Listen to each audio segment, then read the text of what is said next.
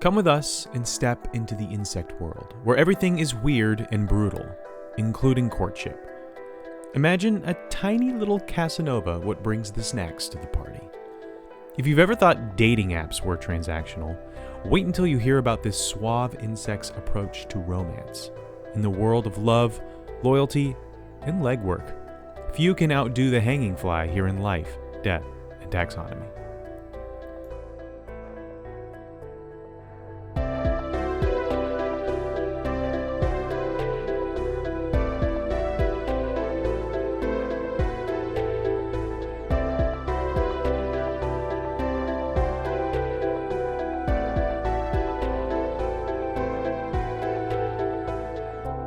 Welcome back to Life, Death, and Taxonomy. It's your 30 minutes of interesting animal information. I'm Joe. And I'm Carlos. Thank you to Cassie for the creation of our theme song. To hear more of Cassie's music, please search Cassie Michelle on YouTube or Spotify. And thank you to Johanna for the creation of this week's artwork. To check that out, you can visit us at our home on the web at ldtaxonomy.com. And a very special thank you to our patrons. Thank you so much for your support. It's greatly appreciated. Thanks for helping us keep the lights on. If you would like to donate, just visit patreon.com/ldtaxonomy or click on donate on our website. And today we're talking about an animal that sounds more sinister than it actually is, but more on that later. I realized I did a Christmassy animal in the Swan, which was the last episode from this. Uh-huh. And then I'm doing another Christmassy animal after this one. But I think this one is the Christmas week episode. We can switch them up. Wait, I don't know, actually. If next week is the next one. No, this one comes out on the 17th, or the week of the 16th. So that's right. So we'll have a nice Christmassy animal. Good. In December, on December 25th. Do we just need to do animals that are cold now? This animal's always cold. Mine has a manger. Ooh. Theme. This one is cold-blooded-ish. Are bugs cold-blooded? They are not endothermic, so that's cold-blooded, right? They are cold-blooded. Yes. Blood is a strong word. Fluid. For cold their fluid. ichor. Yeah, what are we talking about, though? We're talking about the black-tipped hanging fly. That's right. It's also... This whole group of insects are also called scorpion flies, which just sounds straight out of nightmares. It sounds like a plague that's released in like an alternate universe. In a plague that's released in the world of the Avatar: The Last Airbender, where all the animals are hybrid animals, like this is a platypus bear or a armadillo, saber-tooth armadillo moose or something like that. These ones are scorpion flies. We're going to call it here Romeo with Snackio and the flying femme fatale. The flying fake femme fatale. We'll even go with that one. Got some deception, lies and deception, as Forrest Whitaker would say. Deception, disgrace. Yes. Well, yeah. I mean, I guess disgrace, as disgraced as an insect can be. Well, why don't you taxonomize this boy for us? I will maybe do that. If you have the energy. Let's talk about that. Their kingdom is the one you know, love, and are in, the kingdom Animalia. The phylum is Arthropoda, which means its feet are arthros. And I forget what the arthro is, but it has exoskeleton. That's what it is. What does that mean again? We've done it a million times. Just keep talking. I'll figure it out. The class is Insecta. The order, Macroptera, which is... Joint foot. There we go. Joint foot. Arthron is joint, Greek for joint. Makes sense. Orthopedic. That's more bones. Yeah. The family is Bitacidae. Yeah, that sounds right. The second one. The genus is Hylobitacus. Bitacus, I would say. Hylobitacus. Mm-hmm. The species, Hylobitacus. Or Hylobiticus. Leviticus is my favorite book of the Bible. Hi Leviticus. Hi Leviticus. That's what we Genesis gotta read says. Leviticus. To the I got next a cold, one in but line. we gotta read Leviticus. Hylobiticus apicalis.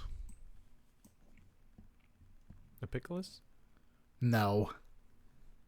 I'm putting the American accent stank on it. Less pickles.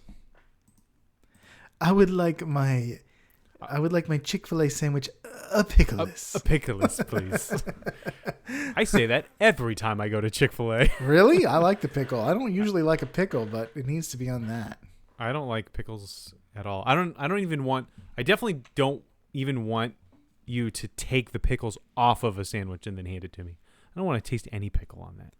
Make me a sandwich that has not been tainted by pickle, please, and put American cheese on that. It is a very specific flavor. What you have a game? I do. So, the nomenclature is Hylobiticus. No, that's the only way I can think of it. Hylobiticus apicalis. Since we're in the business of naming things and business is good, it's time for my favorite part of the show, nitty-gritty nomenclature. The part of the show where I ask you, Joe, a question. Oh, sorry. It's time for the listener's favorite part of the show. Nitty-gritty nomenclature. I'm so not used to saying that. We had really low voter turnout, by the way. I just want to point that out. It was a really... all I know is that the people have spoken. So... we've done this democratically, and lose with grace. Mm-hmm. The election was stolen. People emailed in. I mean, I don't know. Okay, so this is the part where I ask you, Joe, a question, and that is, what is the English translation for the binomial nomenclature, which in this case is Hylobiticus apicalis? Does that mean A, biting water point, B, web-winged toe, C, armored tree bee, and D, white-tipped forest parrot? Armored tree bee. Final answer. That is incorrect. Wait, it's the B one. You say B? Yeah, I did say B. Armored tree bee. Is bee. it the B one? It is not the B. I know. Okay, great. That's what I thought. Apis. That's the. Ah. That's bees, but no. Apicalis means white-tipped. That's unacceptable because it is famously not white-tipped. It's black-tipped. It's black-tipped. Yes. But I don't know. That's the etymology I saw. And Hylobiticus is Hylo is like forests or plant matter, and then biticus is like a word to describe a parrot. So this one I had to like break down into its constituent parts because I kept looking for the etymology, and it kept saying it's a genus of hanging flies. It's like I know. What do the words mean?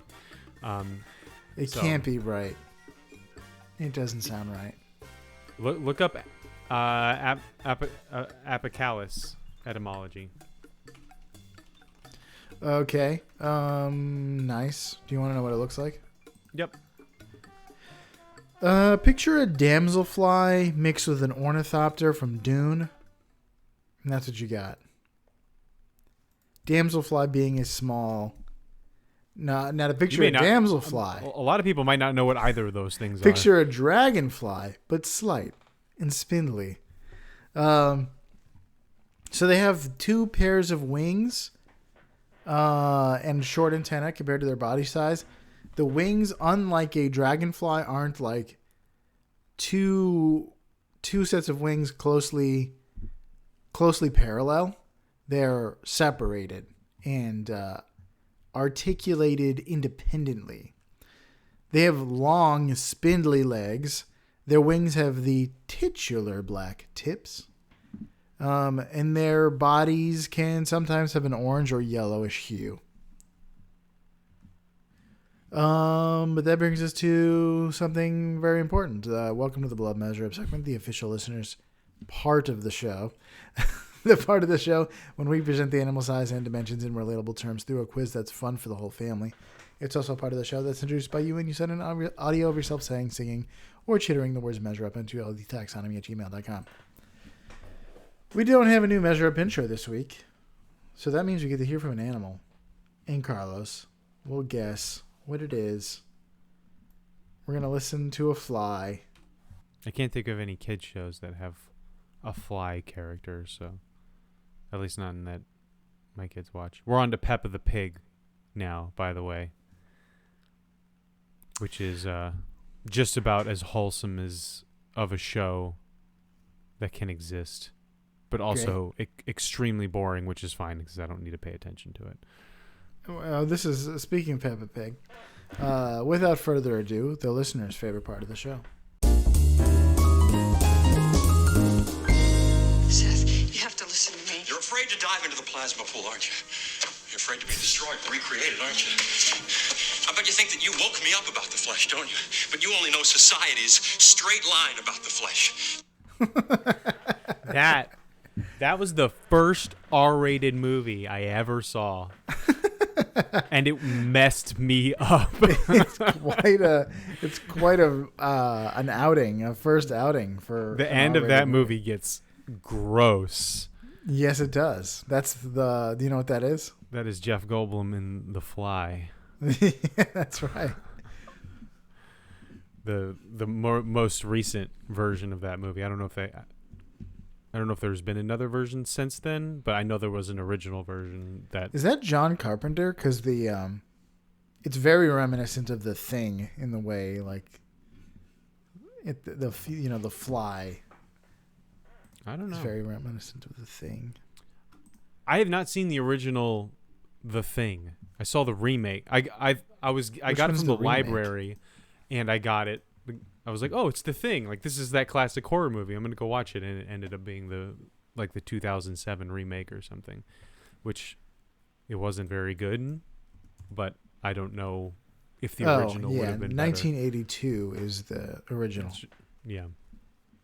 Well, if you like The Fly, there's parts of The Fly that, like, the special effects are very similar. Practical but gnarly looking special effects. Yeah. Gnarly is the word I would use to describe The Fly. For sure. So, yeah. Thanks for taking me on that trip down memory lane all the way back to when I was like 13. You're welcome. Or 14, probably. I think the first R-rated movie that I saw was Jarhead, and it was terrible. I thought it was going to be a war movie. Is it not? I've never seen it. It is a war movie, but it's like a boring one. The whole point is about how, right? like, yeah. Like about how, like, this sniper, like, gets in the army, goes through a lot of garbage, and then or whatever he's in. I don't know what branch. The Marines. The Marines. Jarhead. Yeah. They said Jarhead. Yeah. And then he never gets to shoot anyone, so that's sad for him. That's the whole point of the movie. And like it culminates. I don't know what happens at the end. I actually don't remember much of it, but it culminates to this one part where, like, he's about to take a shot, and instead they decide to, like, blow up the facility with air superiority rather than shoot him with a sniper bullet. Interesting. Which is, well, at least there's an explosion. That automatically makes a movie a little bit more interesting. Mm-hmm. So, but then we moved on to better movies, right? That's right. Instead of that, Instead of movie talk, let's talk about the length of this fly. It's 19 centimeters or 0.75 inches. That is the same as How many Jeff Goldblum? A 18.14 going into a rocket pop. You know, like the Yeah. rocket-shaped ice cream. Or B 1268.5 go into the height of the Rockefeller Plaza Christmas tree. Or C 43 eucalyptus leaves thick-wise. I have no idea. Christmas tree. Rockefeller Christmas tree. That's the one that goes over the skating rink, right? That's the Rockefeller Center? Mm-hmm. That one. Because it is fun to think about.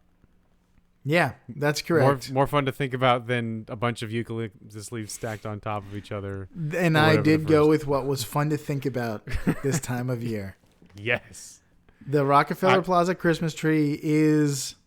They change this every year, obviously. And this one is 101,280 or 68 black-tipped hanging flies tall.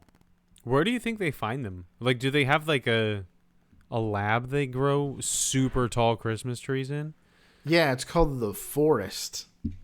But like, the forest can't always produce a monolith like that. It's probably average for the forest. Is it? Yeah. Maybe.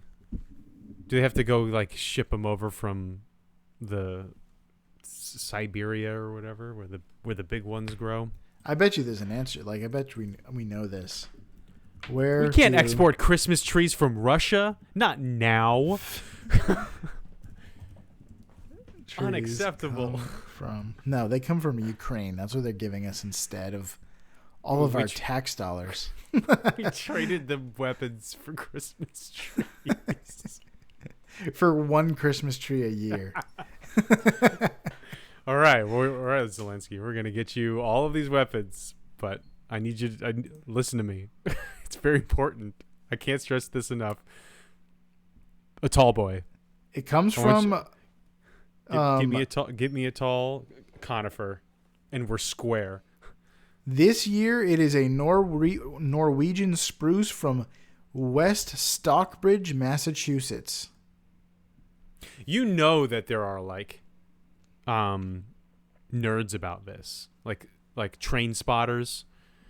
Like they know all of the famous trees and all of their where they came from and their breeding. They know their what's the genetic chart for plants? Punnett square. All that good stuff. I just haven't. It was donated by the Albert family. The Albert family of Fat Albert fame. Maybe Albertsons. No, that's Albert's we're son. talking about the patriarchs. Fat Albert is one of the patriarchs. The Albert's sons are the sons of Fat Albert. Let's talk about their flight distance. They can fly, but only about 4 feet. Little short bursts of flight. That is the same as a 20.328 trillion go into the flight of Voyager 1. Oh, the current flight? Huh? Voyager's still going. Forever. No. Well, we lost contact with it. Yeah. Well, what's going to stop it? Since I suppose it means until we lost contact with it. Oh, okay. It's like that. Yeah, that everything that number in space is going second. flying forever. B, until it hits something and is destroyed. B, 20.328 trillion go into the flight of Voyager 2. Oh. Or C, 20.328 trillion go into the flight of Cassini. Cassini, that one's the one they crashed into Saturn, right? Mm-hmm. And so Voyager that one technically 2, the flight is over. Yeah, that one has a definite end. So that one goes as far as Saturn. Yeah, but like it also includes like laps around Saturn and stuff like that. And Voyager 2, I think we still have contact with. It's still I thought we like lost both. at the edge of the solar system. I'm gonna go with Cassini, just because it is different. By the way, one of these things all, is not like the others. These are all deep space Sleeping at probes. last song. I guess you would. Yeah. NASA reestablished full communication with Voyager 2 last year. I remember just recently reading an article. I get a lot of space articles in my Google News, and because I clicked on one Starlink Good. article, and now I get a bunch of space stuff, which is cool. I like space, but and there's a bunch of new stuff happening on Mars, which is cool. But anyway. Voyager 1 and 2 are the only spacecraft to operate beyond the heliosphere, which is the yeah, but it doesn't matter beloved because we'll never know what they have, just what's out there. We'll never know what they have to say.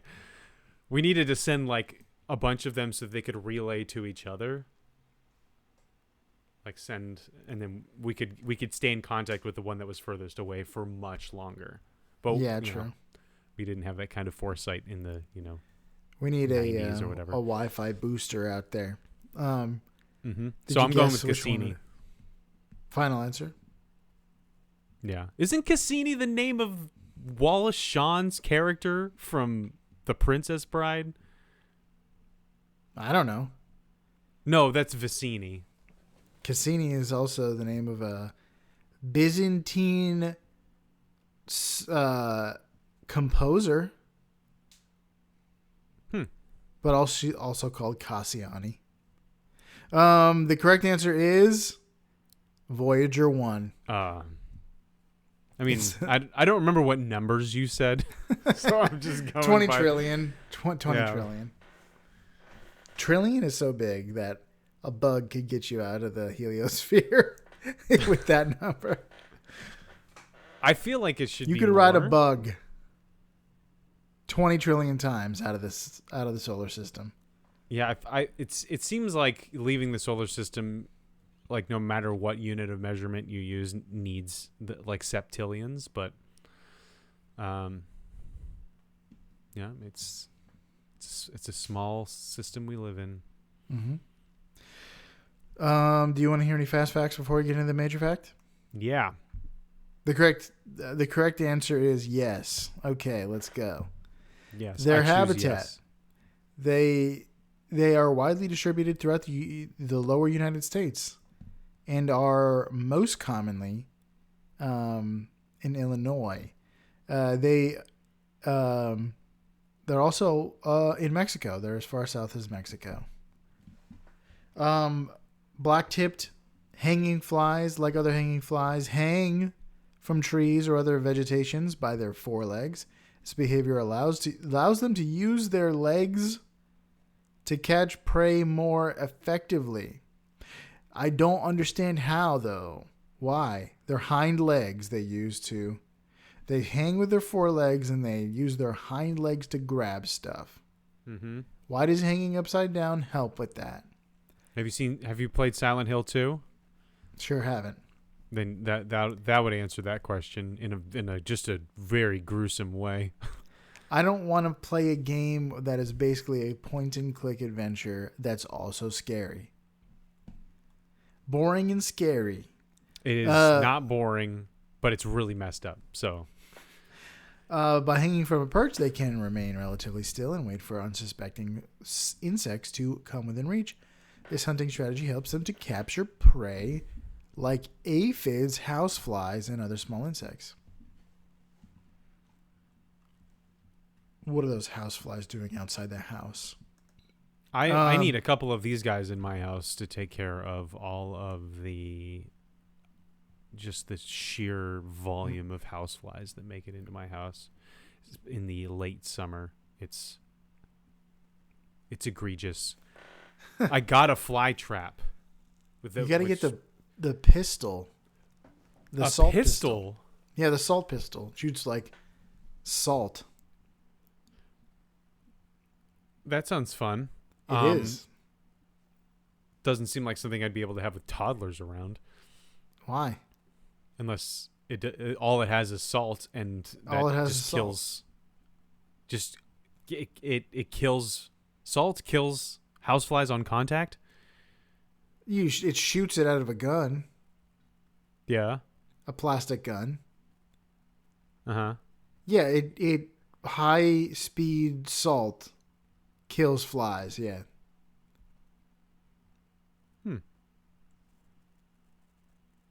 Well, I prefer to lure and trap them.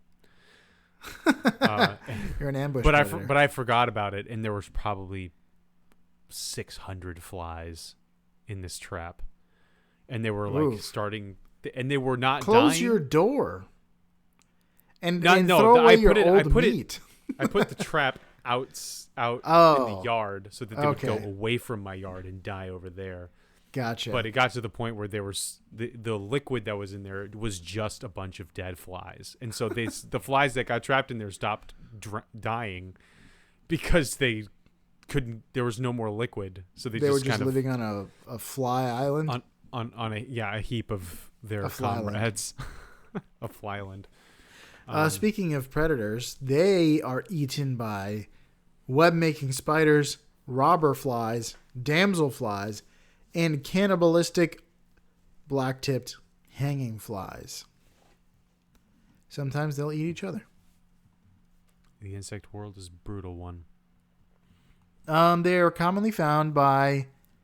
they're commonly found and infected by the Microsporidium nosema apicalis. You did it. So it's a specific. It's a some sort of parasite that infects the fat body and midgut of adult hanging flies. So much so that its binomial name has the same name as this species. The parasite is something called a microsporidium, and it infects black-tipped hanging flies scientifically. Well, the infection rates increase as the summer season progresses, with females having infection rates 3 times higher than males. That's a tough break. They got their own curse going down there. This infection can impact the health and behavior of black-tipped hanging flies, potentially affecting their mating and survival rates. Imagine being so tiny. You're a fly's parasite. That sounds like the worst insult. You're a fly's parasite. What's worse than being Zap Brannigan's assistant? Being Zap Brannigan's assistant's assistant. Males and females can be distinguished by sexual dimorphism in the structure of their abdominal segments. So in case you're trying to find out which one's lady and which one's man, that's how. Abdomens. Their abdomens are different. But that's all I got. Do you have any big facts? Yep. We're calling this one Dinner and a Show. So male hanging flies woo females by offering a nuptial gift. This harkens back all the way to our nursery web spider episode, which was the 6th episode of this show, where we talked about nuptial gifts. So the same is true here. The way that this works is that females of the species of many animals practice sexual selection, so they will find some sort of criteria to choose which male to mate with, and it's usually something that can be tied to fitness as a mate, to pass on the best, the genes that give the offspring the best chance of survival. So the general idea for nuptial gifts is that if the male is fast enough, smart enough, ambitious enough to go out and find a snack and not eat it himself first. He's going to go find an insect and not immediately stuff it into his mouth, but wrap it in silk and give it to the female. The female takes time opening the gift, and inspects the meal. And if she likes it, then, the relationship moves forward. If she does not like it, if subpar, or like the male comes with no gift, then, friend zoned forever. So males that bring gifts tend to be much more likely to mate than males that don't. And so it has been, over the generations, they have adapted to give gifts to females, just like humans. So it also keeps the female preoccupied during the mating process, which ensures the male's success and allows more mating to happen so that more offspring are created. It helps him to not be killed and eaten by the female. There's just all kinds of benefits to giving her a gift. And if the male can't find something, a gift, an insect to wrap up, he might fake it. He might just wrap up a bunch of empty silk or like a rock or something like that, and then hand it to her. And while she's opening it, like, just try to sneak in a little something. Females are pretty savvy. They'll reject fake gifts. They might fly away or attack the male. But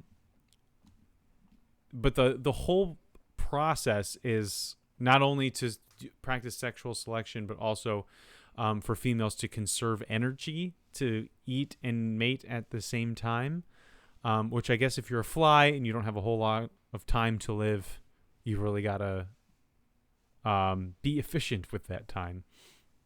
Other males that do not have gifts will wait in the wings, literally, and sometimes they'll try and steal the nuptial gift. Around 57% of males attempt to steal nuptial gifts in a study that they did. And some males will even try to mimic the behavior of females. So they'll land on a branch.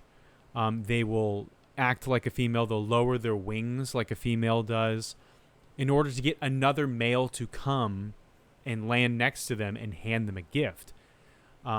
Which, according to that same study, the gift was successfully offered 67% of the time. And then the thief will start opening the gift to see, to make sure that it was there. You don't want to look a gift horse in the mouth, but they do. And will, play coy, hard to get, while the male that brought the gift is like, all right, lady, come on. Like, he's looking at his watch. Time's ticking. And then after 2 minutes, the gift giver will be like, all right, never mind. I've got places to be. Give it back. And the thief will be like, surprise, I'm a dude, and then fly away. And about 66% of the time, 66% of the time, the fly that had the gift is successful in stealing it back from the thief. The other 44% of the time, the thief is like, Goodbye. Which I don't know why they don't just leave with it immediately, but maybe just because they'd be chased. So there's some behavioral mimicry here. And then, so once the thief gets the gift, then he can go find an actual female and then give the gift to her. So it's just, riding the coattails of somebody who actually did all the work. This is like in any movie, any like archaeological like action story, Tomb Raider, Indiana Jones, Uncharted. Like, the main character does all the work to get the artifact, and then, like, the bad guy with his mercenaries just blows up a door and then walks in and takes it at the end. Like, that's kind of what's going on here. So, this is the unique behavior of the black-tipped hanging fly. Scorpion flies, I chose scorpion flies just because I heard the word scorpion fly. But and so I looked them up and tried to find a major fact, and this one came up, so we went over to the hanging fly. But scorpion flies, they look like flies with big scorpion tails, which sounds heinous. But in fact, that's not a stinger. That's their reproductive organ. It's very large and curls up over their heads. And that's why they look like scorpions. So that's a fun fact to bring to Christmas dinner. Wherever you happen to be this holiday season. But that's scorpion flies. These are hanging flies. And yeah, so that's all I got. You got anything else? That's all I got. So that was the hanging fly. I almost said scorpion fly. I have it written here, but it's the black-tipped hanging fly. For you out there in Podcastia, haunt people's nightmares. Find the girl of your dreams. And remember that romance isn't quite dead, like the hanging fly here in Life, Death, and Taxonomy.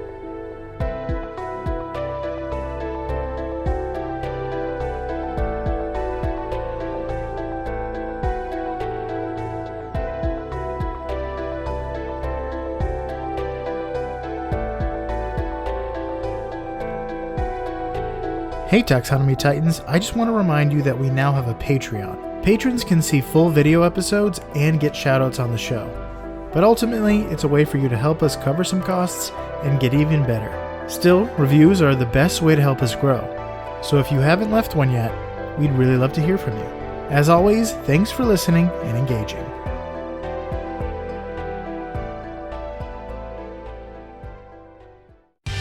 Life, Death, and Taxonomy is my favorite in the world podcast. Should have saved this one for Valentine's Day.